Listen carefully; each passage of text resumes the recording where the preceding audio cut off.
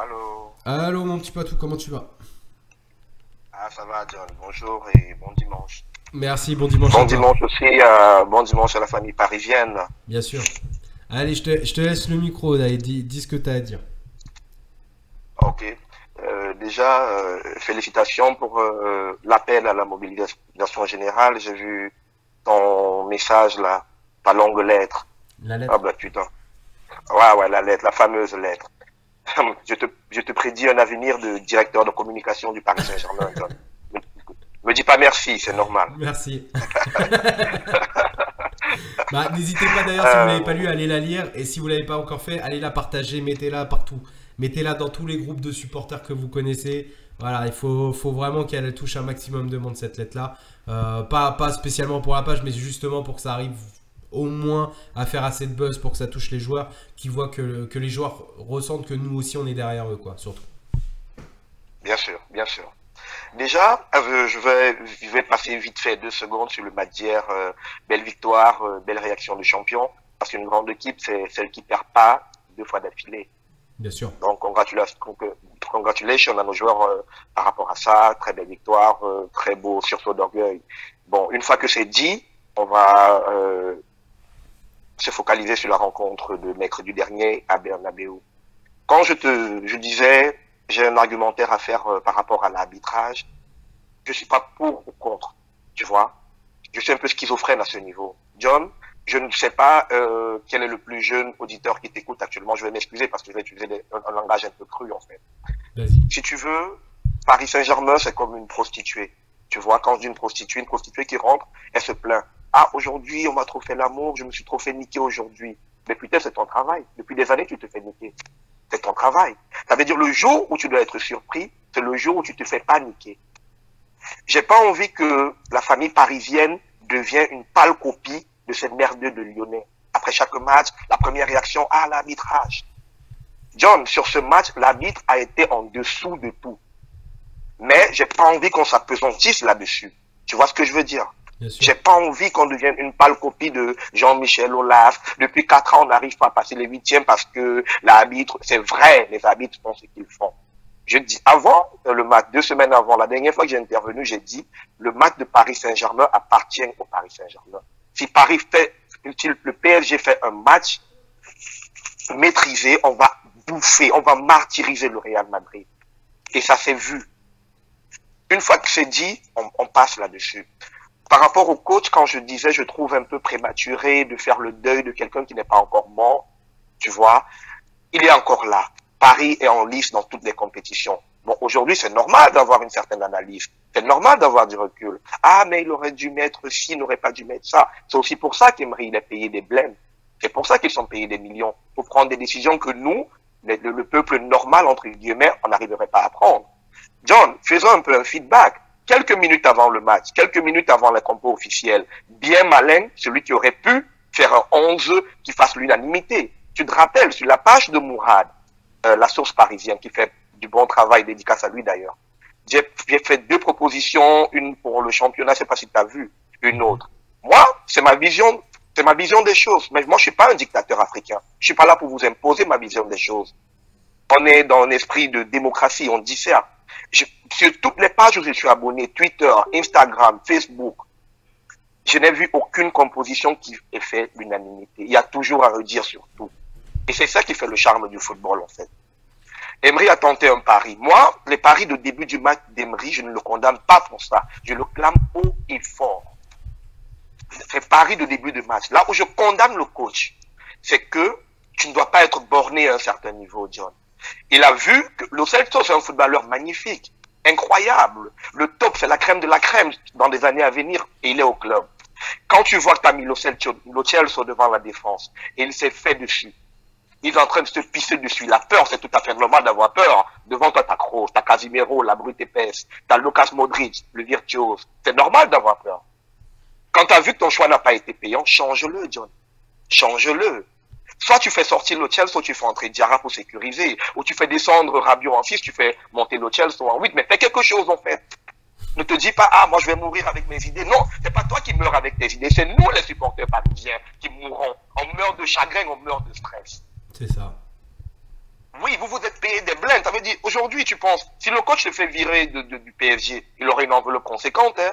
Il aurait une enveloppe conséquente. Nous sommes supporters. Je suppose parmi tes abonnés, tous sont comme moi. Personne ne reçoit un chèque pour supporter Paris. Ça vient du cœur. C'est nos émotions qui en souffrent.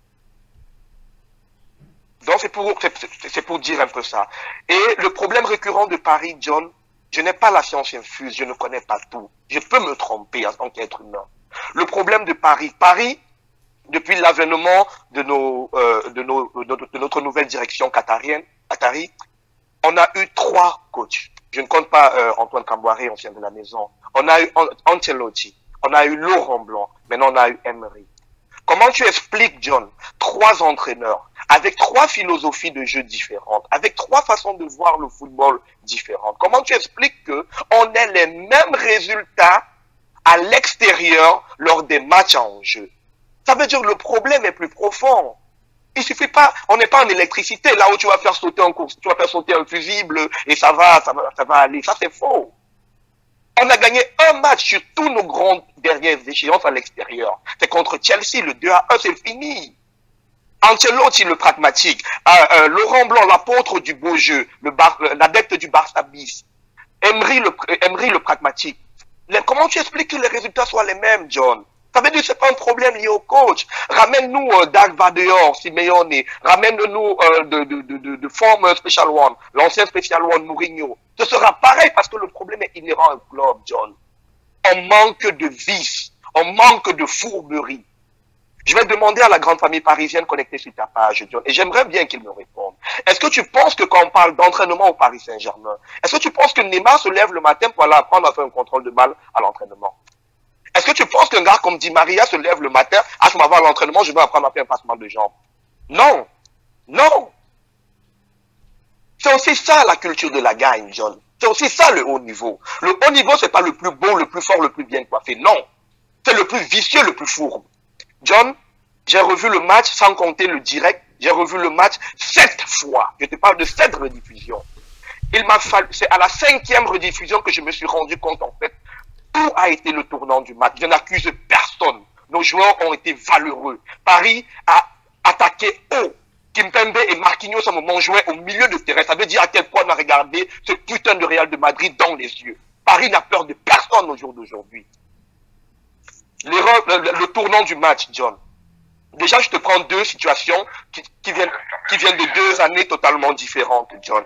Imagine l'année dernière, lors de la remontada, le vol de Aitekin au Nou Camp. Il y a 3-1 à la 87e minute, score final 6-1 à la 90e. Cette année, il y a 1-1 à la 82e minute, score final 3-1 pour le Real Madrid, John. 2 situations qui arrivent dans 2 stades, 2 jours, 2 années différentes. Mais le seul point commun, c'est quelle? La présence du Paris Saint-Germain. À un moment donné, on manque de malice, on manque de vice. C'est ça qu'il faut travailler. Je te prends un exemple. Ça, c'est le tournant du match, John. Les classements, le 4-4-2, foutaise. Le tournant du match, 81e minute. Contact ou pseudo-contact de Ronaldo sur Kimpembe. On n'est pas là pour dire, il y avait faute, il n'y avait pas faute. Ça, c'est à leur appréciation là-bas. John, est-ce que tu penses qu'avec ou sans contact, si Kimpembe tombe et se roule comme un mort de faim, à Sergio, il met le ballon dehors, il n'y a pas le deuxième but. Ça, c'est le vice. Ça, c'est pas, là, je te rejoins tout à fait. Là, je te rejoins tout à fait. Bien sûr. Ça, c'est pas, Kimpembe est fort, il sait défendre. Kimpembe, c'est la crème de la crème aujourd'hui en Europe. Ça aurait été Thiago Silva qui aurait fait la même chose, je l'aurais souligné. Je ne veux pas imputer cette défaite à quelqu'un de manière spécifique. Je te parle de la fourberie et du vice. Le pseudo-carton jaune que Rabiot se prend. Tu vois ce que Modric fait? Il pousse la balle quand il se rend compte qu'il a perdu, il tombe, John. On n'a aucun joueur à Paris qui sache le faire. Le seul qui essaye de le faire, c'est notre 222 millions d'euros, Neymar. Neymar, en plus d'être super talentueux, il est vicieux, c'est un champion. C'est la crème de la crème. Quand j'entends des gens lui cracher dessus, il en fait un peu trop, Neymar, on devrait dire merci tous les jours au dieu du football qui sont dans notre équipe. Il va nous faire passer un cap. Faire passer un cap, ça ne veut pas dire faire des coups du sombrero, non. Il va leur inculquer la culture du vice. Je vais me mélanger un peu les pinceaux parce que je vais quitter là pour atterrir sur le prochain mercato, John. Je lis dans beaucoup de pages et je passe quelques coups de fil. À N'Golo Kanté est en pole position. John, je ne parle pas au nom du supporter parisien, je parle à mon nom. On n'a pas besoin de N'Golo Kanté dans notre équipe. Tu sais pourquoi? N'Golo Kanté, c'est la crème de la crème à son poste. Top 2, top 3 mondial. Il n'y a pas de problème. Mais N'Golo Kanté rentre trop dans le registre franco-parisien. Il est trop lisse. Il nous faut, et je m'excuse du terme, il nous faut une pute au milieu du terrain du PSG. Il nous faut un Arturo Vidal. Il nous faut un Raja Nainggolan. Il nous faut quelqu'un qui nous fasse passer un cap dans la fourberie. Il faut se dire les choses à un moment donné, John. J'ai pas besoin de N'Golo Kanté, j'ai pas besoin d'un jeune Italien qui sache faire un contrôle de balle ou jouer en une touche. On n'a pas besoin de ça. Tu me dis ça à moi, mais c'est pas moi qui fais le recrutement au Paris Saint-Germain. Non, mais on va te poser, John. Je m'excuse, tu sais que je suis quelqu'un de passionné. C'est pour ça que je m'enflamme un peu, John. Je m'excuse. Tu vois, c'est ça le problème. C'est ça le problème de Paris, John. Ne jouons pas les Calimero, amis parisiens. Ne jouons pas les pâles copies de Jean-Michel Aulas. Chaque fois qu'il y a un truc, on s'accroche sur l'arbitrage. Une fois qu'on se l'est dit, amis parisiens, tant qu'on portera les couleurs de la Tour Eiffel, l'arbitrage sera en défaveur du Paris Saint-Germain. Mais une fois qu'on a dit ça, continuons, allons de l'avant. Allons de l'avant. Tu vois ce que je veux dire? Tout à Une fait. prostituée qui s'étonne, ah non, aujourd'hui, on m'a trop fait l'amour. Mais fais ton travail, tu es habitué à te faire baiser. Paris est habitué à se faire voler. Donc ça ne doit même plus être un sujet de conversation en fait. Comme disent les Américains ici, let's moving forward. Avançons. Avançons. Une fois qu'on sait ça, avançons.